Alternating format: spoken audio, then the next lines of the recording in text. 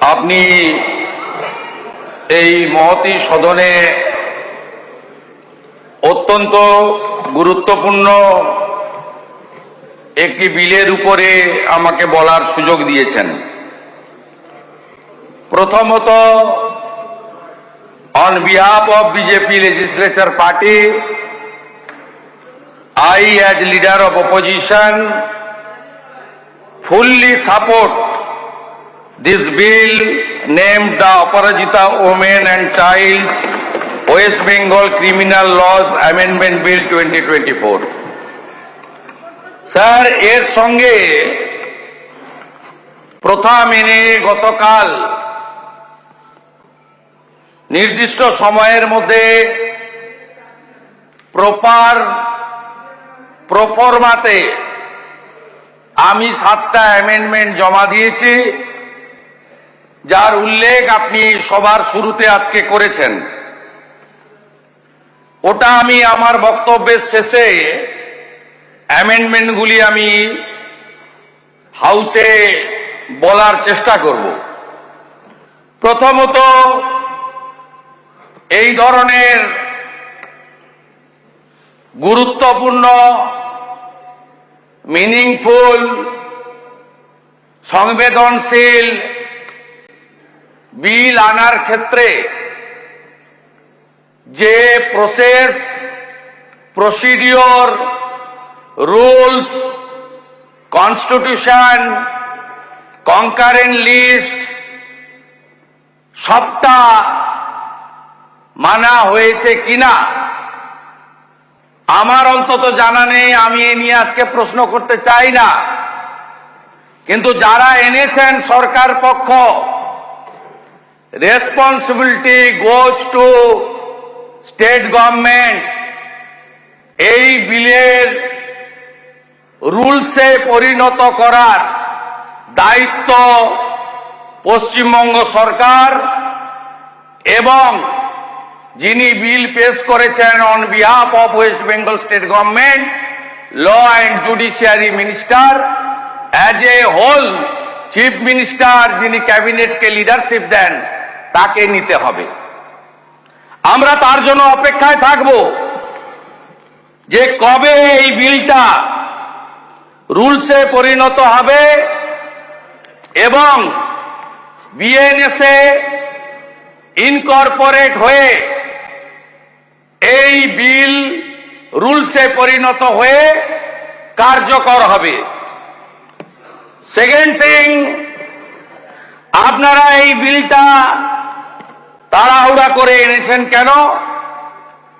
আমরা চাইলে বলতে পারতাম ল অ্যান্ড জুডিশিয়ারি স্ট্যান্ডিং কমিটিতে গেছে কিনা।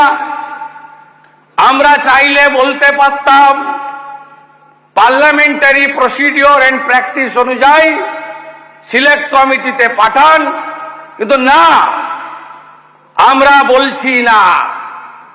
We want execution of this law immediately.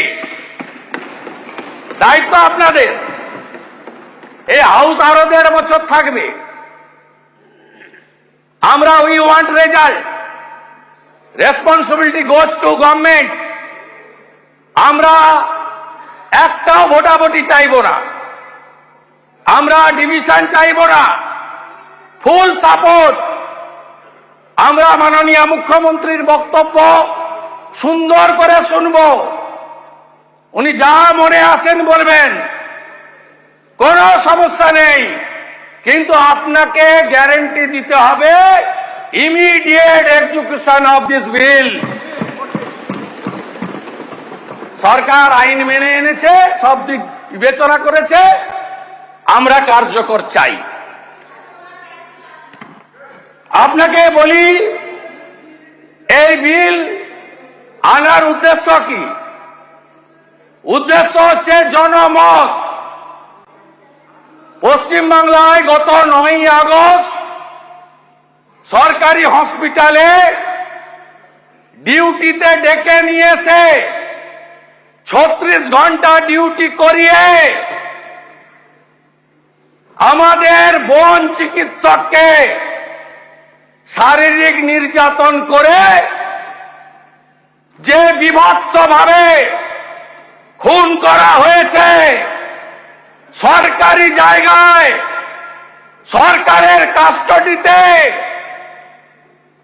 তার বিরুদ্ধে দলমত বর্ণ নির্বিশেষে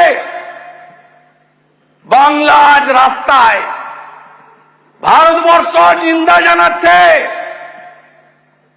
দেশ জুড়ে প্রতিবাদ হচ্ছে, আন্তর্জাতিক শিল্পীরা গান বেঁধেছেন, আমাদের শত্রু রাষ্ট্র পাকিস্তানের ডাক্তাররা, তাদের সংগঠন নিন্দা প্রকাশ করে বিবৃতি দিচ্ছে। এ লজ্জা রাখার জায়গা নেই। এই জায়গা থেকে বেরিয়ে আসতে চাইছে সরকার। সরকার এই বিপুল জনবিক্ষোভ, গণরোষ, ঘৃণা, ক্রোধ, we want justice, justice for RG Kar, এই জায়গা থেকে ইস্যু ডাইভার্ট করতে চাইছেন আপনারা। জুনিয়র ডাক্তাররা সারা রাত্রি বিবি গাঙ্গুলি স্ট্রিটে বসে আছে। তাদের দুটো দাবি, একটা হলো সিপি কলকাতার পদত্যাগ, পদত্যাগ যদি না করেন পদত্যাগের ডিমান্ডটা এসে নিয়ে যান। ওইটুকু করা যায় না। সিপি 5,000 পুলিশ নিয়ে গিয়ে ডিমান্ডটা রিসিভ করতে পারে না। এই ঔদ্ধত্য কেন? সংখ্যা, আরে এই সংখ্যা বুদ্ধবাবু ছিল, বলতেন উই আর 235, দে আর 30, 30-র মধ্যে আমিও ছিলাম 2006। সব ভেঙে চুরে তছনছ হয়ে গেছে। গণতন্ত্রে বিধানসভার সংখ্যা শেষ কথা বলে না, শেষ কথা বলে জনগণ। তাই সংবিধানে লেখা আছে for the people, by the people, of the people. BNSA তো সবই ছিল, বিএনএসএ তো কিছুই বাদ দেয়নি। বিএনএসএ শিশু এবং মহিলাদের জন্য সবই ছিল। ভারত সরকার মাননীয় মুখ্যমন্ত্রীদের চিঠি লিখেছিলেন। আমাদের এই রাজ্যের সম্মানীয় মুখ্যমন্ত্রী তিনি চিঠির উত্তরও দিয়েছেন, আবার আলাদা করেও চিঠি দিয়েছিলেন। সেখানে তো এই অ্যাপ্রোচ ছিল না, সেই অ্যাপ্রোচ তো ছিল না।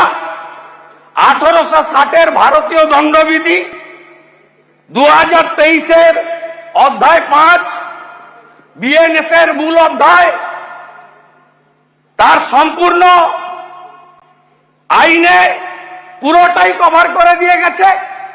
কে বলেছে ডেথ পেনাল্টি নেই? আগের আইনেও ছিল, এ আইনেও আছে। নির্ভয়ার 4 জন অ্যাকিউজডকে ডেথ পেনাল্টি দেয়নি ভারত সরকার। আমাদের রাজ্যে ধনঞ্জয়ের ডেথ পেনাল্টি হয়নি। নতুন কি? নতুন কিছু নয়। আন্দোলন থামাও, সরকার বাঁচাও, দৃষ্টি ঘোরাও, এর বাইরে আর কিছু নেই। This is the actual motto, aim and object of the state government. আপনাকে যখন বলা হলো ফাস্ট ট্র্যাক কোর্ট দেশে 752, চালু হলো 409, আপনাকে দেওয়া হলো 123, 20টা এক্সক্লুসিভ পস্কো, আপনি একটাও করেননি। কেন করেননি? কেন করেননি? আপনার নির্ভয়া ফান্ড ওয়েস্ট বেঙ্গল ৭,৫৭০.৮০ খরচ করেছেন কত? ৩৯২.৭৩। কেন? আপনার পারফরমেন্স বিচার হবে না? 11 সালের পরে পশ্চিমবঙ্গে প্রথম বছর 29,133টি মহিলা নির্যাতনের মামলা দায়ের হয়েছিল। 12তে বেড়ে 30,942। তারপরে আপনি রিপোর্ট পাঠানো বন্ধ করলেন। দার্জিলিং 2016 ডিসেম্বর মাস, কার্শিয়াং 8ম শ্রেণীর ছাত্রী। 2022 ফেব্রুয়ারি দার্জিলিং একটি বন্ধ হোটেলে নাবালিকার নির্যাতিত শরীর পড়ে থাকতে দেখা যায়। 23 সালের সেপ্টেম্বর মাস দার্জিলিং এর খড়িবাড়ি 68 বছরের বৃদ্ধা। 23 সালের সেপ্টেম্বর মিরিক নাবালিকা স্কুল ছাত্রী। 23 আগস্ট মাস শিলিগুড়ির মাটিগাড়া নাবালিকা স্কুল ছাত্রী। জলপাইগুড়ি 2016 এক তরুণীকে দুদিন আটকে রেখে শারীরিক নির্যাতন হয় জলপাইগুড়ির গোশালাতে। 2022 জলপাইগুড়ির নাবালিকা ধর্ষণ।